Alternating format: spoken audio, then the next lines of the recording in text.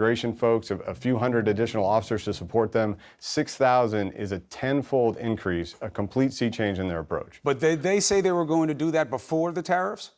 No, we had not heard anything like a number of 6,000. We had heard that they had increased security, and the numbers were in the hundreds. We asked for transportation checks in the interior. We got 100,000 people flowing to our border a month on main arteries right through the center of Mexico. They've committed to addressing that flow by setting up checkpoints with their security forces. They've also agreed to work with us on our shared border to address those places where you see that large group type of crossing, 1,000 people in one group. Right. We see 200, 300, 400 a day all the time now in RGV. Good. Hopefully that makes a difference. Hopefully you being able to send people to Mexico to wait who come from Mexico while you're processing their case.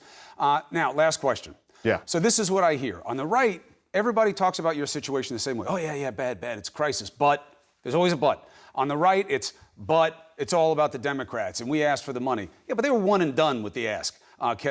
Secretary, as you know. The right is not chasing this the way the president chased the fence, the way they chased the tariffs. They're not chasing after getting you the money the same way. On the left, they say, Kevin McAleenan can get the check. Azar, the HHS secretary, they can get the check tomorrow. Just give us guarantees that the places you put the kids will be safe and that you won't try to undermine the law and rush them through the system so you can deport them. Give us the guarantees. They won't give us to them. That's why they're not getting the money. Your response?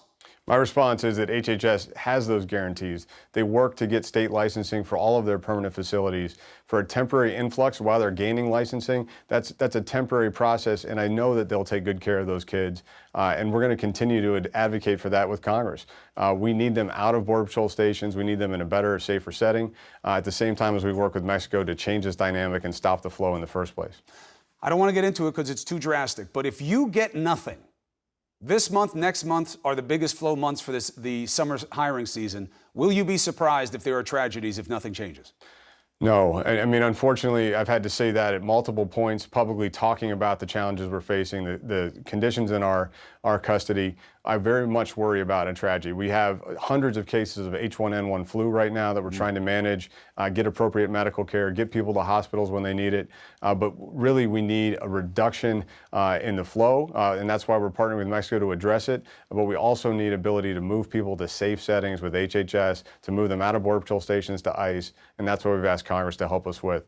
We're also going to talk tomorrow about a legislative solution that would address this crisis and would have prevented it, frankly, if we had been able to work with Congress 18 months ago when it was originally proposed to the Hill. There are lots of rules. We'll be talking about it tomorrow. There are lots of rules to be discussed. But if you want to get money for this right now, you're going to have to keep it simple. Because as soon as they attach something to it, it's a dead letter there, unfortunately, in our state of play right now. Secretary, good luck to you in making the case tomorrow. We'll be watching, and we will keep reporting on this.